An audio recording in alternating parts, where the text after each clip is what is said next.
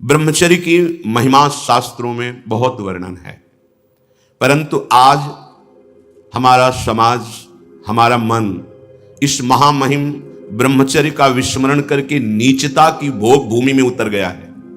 नीचता की भोग भूमि में उतर गया है। ये मन भोगों का दास हो चुका है। ये अपने स्वरूप से दलित, दुर्बल, निंदनीय हो गया है। इसका जो पद है स्वाभाविक वो परमानंदमय है। ये अपने पद से भ्रष्ट हो गया है। ये भोगों को भोगते हुए इतना दुर्बल हो गया कि निंदनीय आचरणों में उतर गया है। इसका भयंकर दुष्परिणाम उसको दिखाई नहीं देता है। इसमें तनिक भी संदेह नहीं कि मनुष्य की उल्लास, उत्कंठा, तेज, दिव्यता, इसका नाश केवल ब्रह्मचर्य हानि से होता है। ब्रह्मचर्य का जो ह्रास है, ब्रह्मचर्य नाश, हमारा संपूर्णतया नाश। उस सत्य मार्ग में नहीं चल सकता जो व्यभिचारी है। उसे शुभ गति नहीं मिल सकती। शुभ गति व्यभिचारी, प्रश्न ही नहीं उठता। कुछ नित्य निज जनों से बाबा की, पूज्य उड़िया बाबा की ऐसी सरस वार्ता होती रहती थी। एक दिन एक उसमें महत विद्वज्जन आए और बड़ा ज्ञान शास्त्रों का रखते थे। बाबा से कहा, बाबा आप बता सकते हो मेरी कौन सी गति होगी? बाबा ने इसे देखा, बोले शुभ गति तो तुम्हारी कई जन्मों में नहीं होगी। अभी अपमान जैसा लगा शास्त्रों, फर्राटे भरने की जरूरत नहीं। वो तो ब्रह्मबोध संपन्न महापुरुष थे। इसी शब्द का उच्चारण किया, शुभ गति व्यभिचारी। अब आप इसका चिंतन करना, उनसे कहा। सर नीचा हो गया, क्योंकि वो दृष्टि से देख रहे हैं। आपको ज्ञान बहुत है, लेकिन आपने अपनी इंद्रियों का संयम नहीं किया। ज्ञान का मतलब केवल वाणी से बोलना नहीं है, मन से मनन करके उसको आचरण में उतारना है। हमारा सुख, आरोग्यता, तेज, विद्या, बल, सामर्थ्य और स्वतंत्रता, ये सब ब्रह्मचर्य के ऊपर निर्भर है। ब्रह्मचर्य है, हमारा जीवन आनंदमय है। ये हमारे जीवन का आधार स्तंभ है। आधार स्तंभ टूट जाने पर कितना भी कीमती भवन हो ढह जाता है, वैसे ही वीर्य नाश होने पर सर्वस्व नाश हो जाता है। हमारे ब्रह्मचर्य का बहुत बड़ा हमारे मानव जीवन पर प्रभाव है। मरणम बिंदु पातेन जीवनम बिंदु धारणात्, शास्त्र कहते हैं, भगवान शंकर कहते हैं कि जो वीर्य को नष्ट कर रहा है वो मरा हुआ पुरुष है, और जो वीर्य को संचित कर रहा है वही परम जीवन वाला कहा जाता है, महान जीवन वाला कहा जाता है। इसको धारण करने वाला कभी अकाल मृत्यु से नहीं मर सकता। ब्रह्मचर्य जीवन जिसका है उसमें कभी कोई अभाव नहीं खटकता हृदय में। ये होता तो ठीक, अभाव नहीं। इतनी संतुष्टता, इतनी शीतलता, इतनी सहन शक्ति, इतनी गंभीरता। भीषण सर्दी, गर्मी, वर्षा, गंगा की कभी हमें याद नहीं कि जुकाम भी हुआ, बुखार आया हो, कभी नहीं। ये तो पूर्व कर्मानुसार मां के गर्भ से ही किडनी की ऐसी रचना हुई। ये कोई इन्फेक्शन नहीं है, ये गर्भ से इसकी रचना हुई है। अब वो पूर्व कर्म परास्त कर रहा है। कभी कहीं कभी कोई निराशा नहीं हुई, कभी हताश नहीं हुए। एक नवीन उत्साह। कई कई दिन भोजन न मिलने पर कभी ऐसा नहीं कि ऐसे बैठे, एक नवीन उत्साह। ब्रह्मचर्य एक महान बल, महान तेज है जो कभी तुम्हें झुकने नहीं देगा, टूटने नहीं देगा। ब्रह्मचर्य के अभाव में सुख का परिचय, उन्नति का परिचय असंभव, असंभव। ब्रह्मचर्य इहलोक, परलोक, ब्रह्म सुख सब प्रदान करने में समर्थ है। इहलोक, परलोक और ब्रह्म सुख, भगवत सुख समर्थ है प्रदान करने में। ब्रह्मचर्य चारों पुरुषार्थों का मूल है। धर्म, अर्थ, काम, मोक्ष। बोले नहीं चाहिए हमें तो प्रेम चाहिए, तो जगते भयो फिरे बैरागी, वृंदावन रस में अनुरागी। अभी श्रीपाद ने कहा कि दैवोपन्नान कृतात्म वृत्ति, श्री कृष्ण चंद्रेति रसानुवृत्ति, वृंदावनैकार्पित चित्त वृत्ति। अगर तुम भोगों का चिंतन करोगे तो प्रिया प्रीतम का चिंतन बन पाएगा क्या? क्रियाएं भागवती भले कर लो थोड़ी, चिंतन आपका वही विषय होगा। तो चिंतन परिणाम लाता है। भगवत प्राप्ति का जो भाव स्थिति आती है वो चिंतन से आती है। चाहे धर्म का पालन हो या अर्थ का पालन हो या कामनाओं की पूर्ति हो या कामनाओं की निवृत्ति, मोक्ष, ये ब्रह्मचर्य प्रदान करता है, ये मुक्ति दाता है। वीर्य बहुत ही अनमोल वस्तु है जो पैसे से किसी भी तरह खरीदी नहीं जा सकती।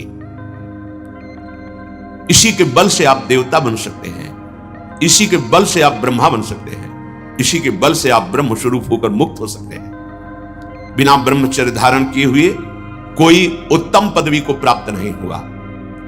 शास्त्र साक्षी है इसके। वीर भ्रष्ट पुरुष कदापि पवित्र नहीं हो सकता, धर्मात्मा नहीं हो सकता, महात्मा नहीं हो सकता।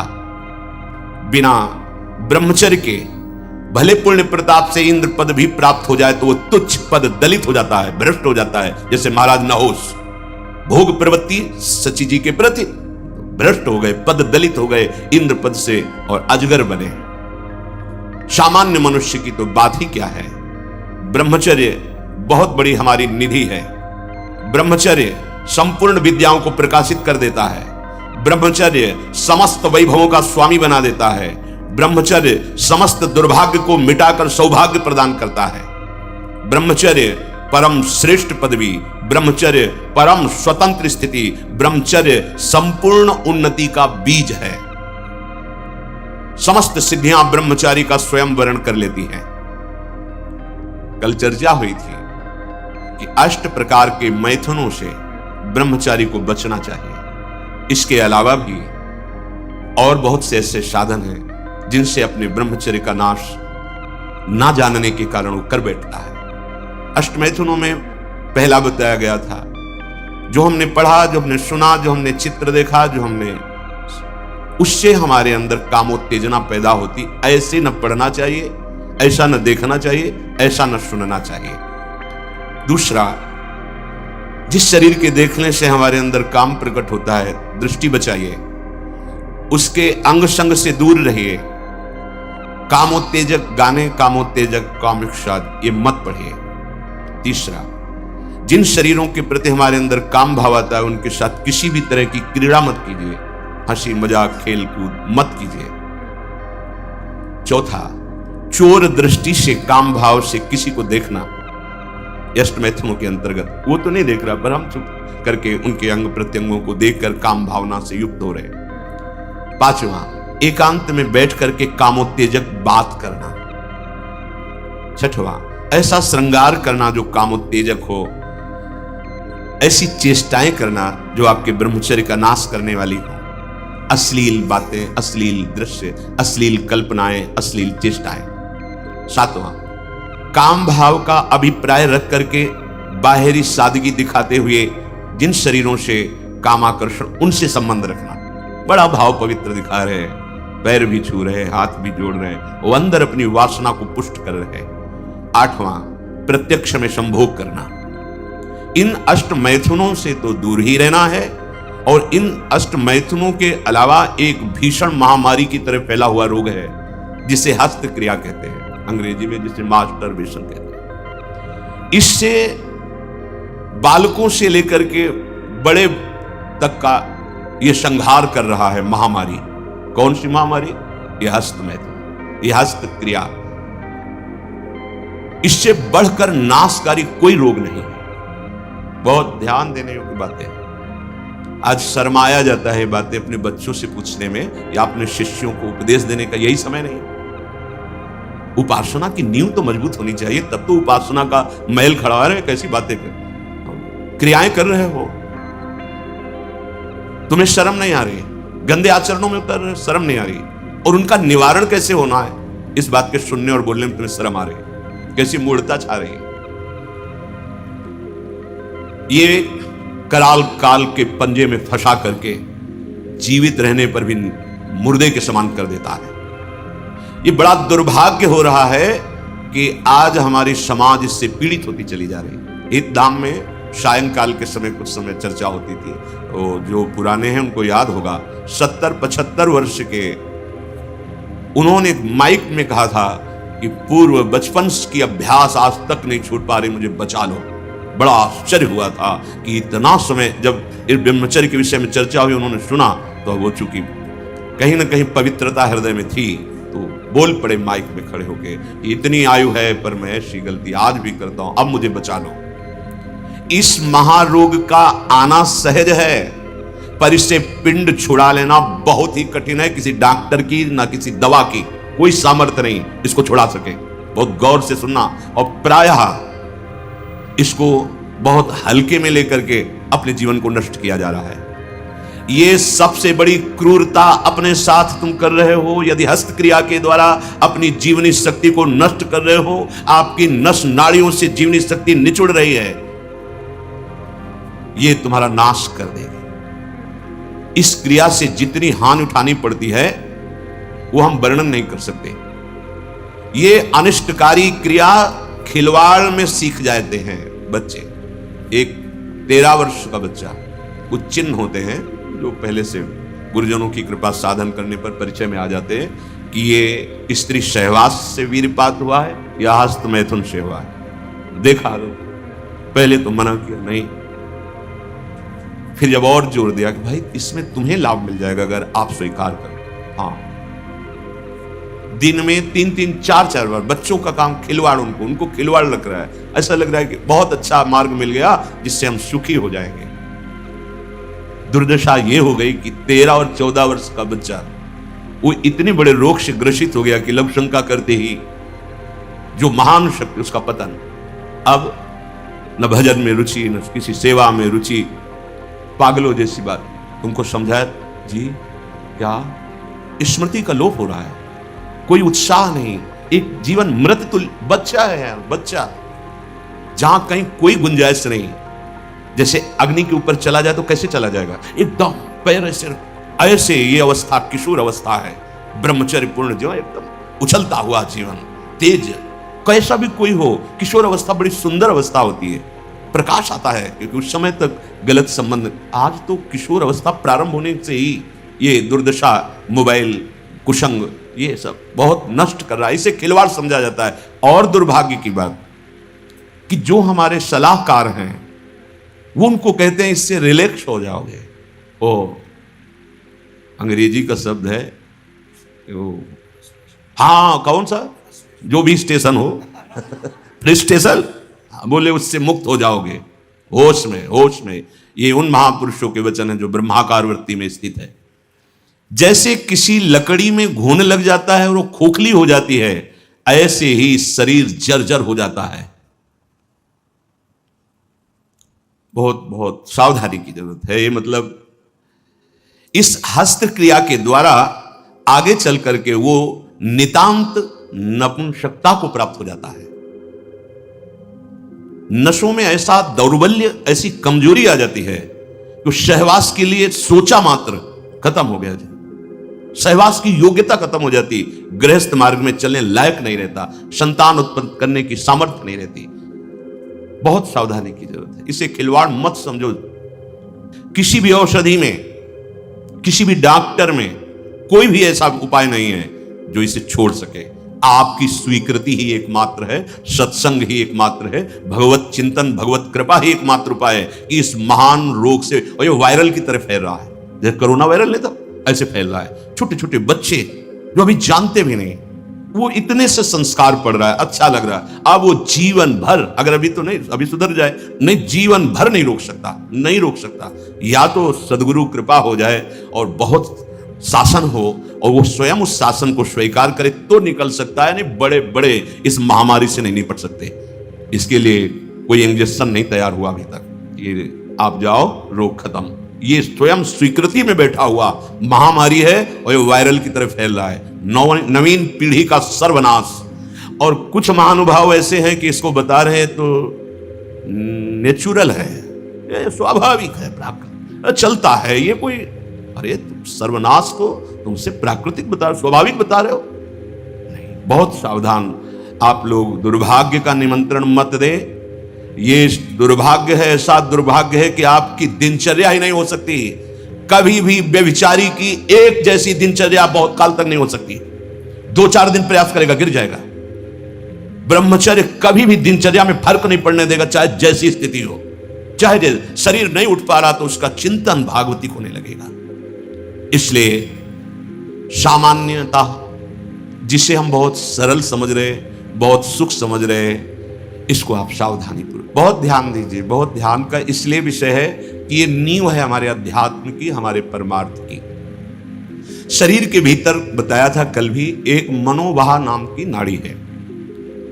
इस नाड़ी का कार्य है मथानी जैसे नहीं, जो दूध दही का मंथन करे तो मक्खन निकाल देती है, ये इतनी चिंतन से गर्म हो जाती है नाड़ी, तो वीर पूरे शरीर के रक्त के साथ है, उसी से आपकी हड्डियां मजबूत होती हैं, उसी से आपका शरीर बलिष्ठ होता है, उसी से आपके मन को पवित्र विचारों में चलने की सामर्थ्य मिलती है।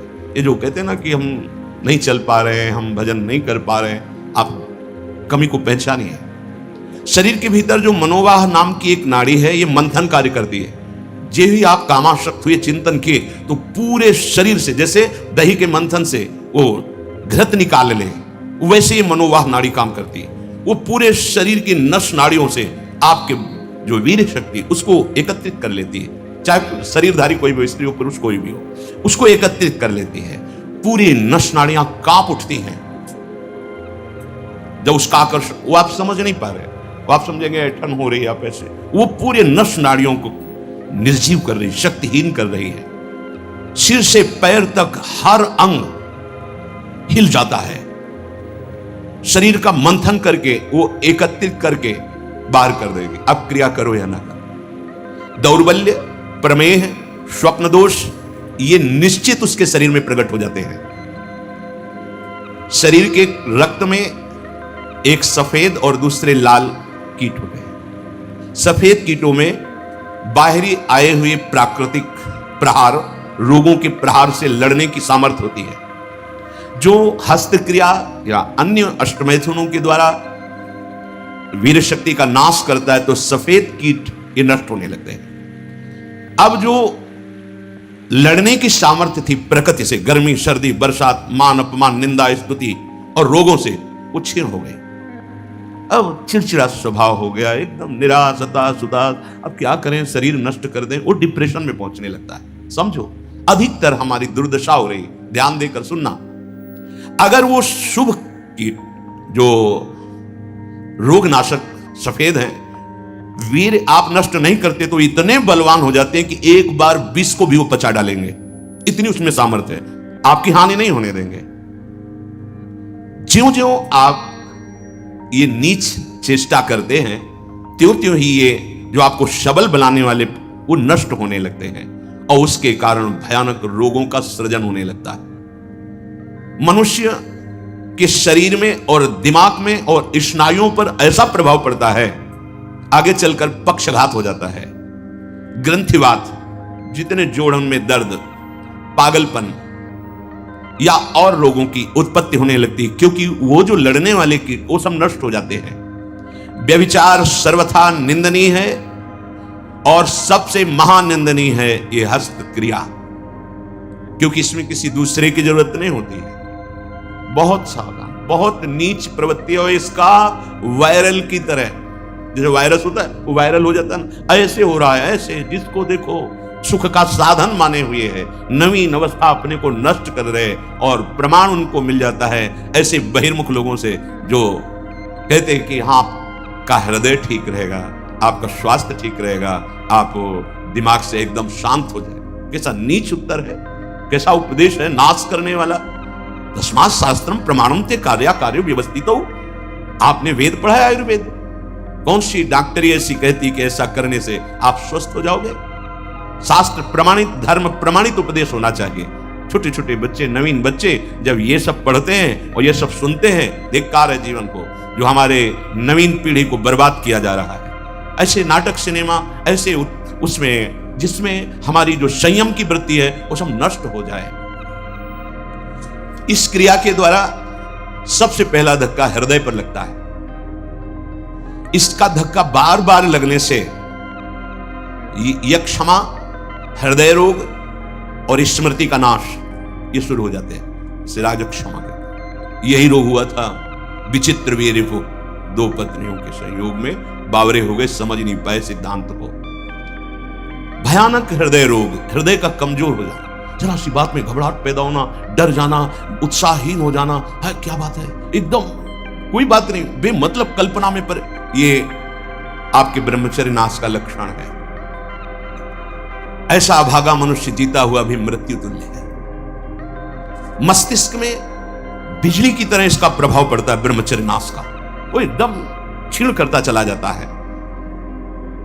याददाश्त नष्ट हो जाना, शरीर में एक अजीब सी पीड़ा होना, खाली खालीपन महसूस होना, सुबुद्धि का पूर्ण रूप से ह्रास हो जाना, प्रतिभा न रह जाना, तेज न रह जाना, उत्साह न रह जाना और पागल सा व्यवहार होना, यह शुरू हो जाता है ब्रह्मचर्य नाश से। मस्तिष्क कमजोर होते ही आंखों की ज्योति लड़खड़ा जाती है। ऐसे देखिए, अवस्थागत बात। अभी ब्रह्मचर्य रह करके आप देखो, ये तो प्राकृतिक नेत्र हैं, आपके दिव्य नेत्र खुल जाएंगे।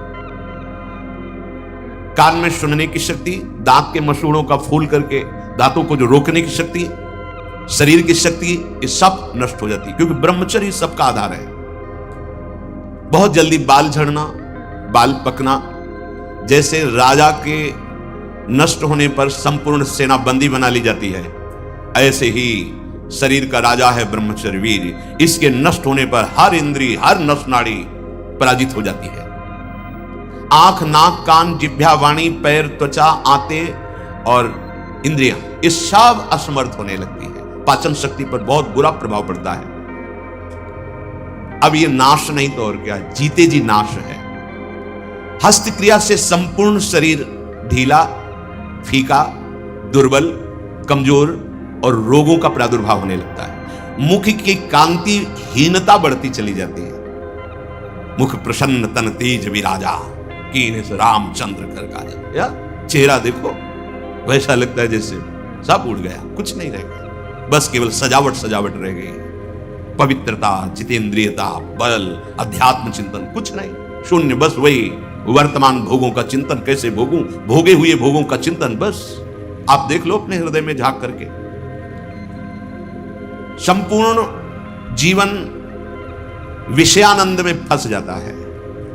इंद्रिय दुर्बलता के कारण अगर वो गृहस्थ में भी गया तो वो गृहस्थ में भी अपने धर्म का पालन नहीं कर पाता, क्योंकि उसकी जो शक्ति है वो नष्ट हो चुकी है। संतति सुख से भी हाथ धो बैठता है, फिर जो उसको जलन और शोक होती है, क्योंकि वो जो कर्तव्य करना चाहिए गृहस्थ का वो नहीं कर, उसकी सामर्थ्य नहीं रह गई। अब वो अपनी बात तो बता नहीं सकता किसी से। अब जो अंदर जलन हो रही उसका निराकरण कहीं नहीं। सावधान हो जाइए, ना वैरागी और ना गृहस्थ कुछ नहीं रह पाओगे यदि ये गंदी बातें आप नहीं त्याग पाए।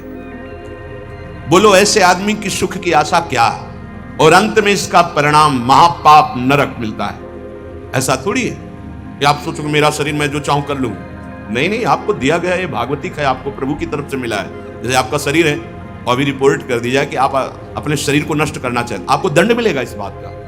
आप शरीर का सदमार्ग में प्रयोग कीजिए, आप इसका असत मार्ग में आप इसको नष्ट करने का अधिकार नहीं रखते। यहां भी तो फिर भागवतिक विधान में तुम्हारा इतना अधिकार कहां कि तुम इसे मनमानी नष्ट कर दो। दुर्बल चित्त हो जाता है, संयम बिल्कुल नहीं रहता। जब कभी उसको इसका दोष अनुभव में आता है सुनने में, तो प्रतिज्ञा करता है, पर ऐसी हजारों प्रतिज्ञाएं वो रोज करता है, रोज तोड़ता है। क्यों? क्योंकि वो बल ही नहीं रह गया है। जो इस वासना से पीड़ित है, अगर थोड़ा भी हृदय सात्विक है तो शर्मिंदा रहता है, उसकी अजीब स्थिति अंदर रहती है, खुलकर किसी से बात नहीं कर सकता, आंख मिलाकर बात नहीं।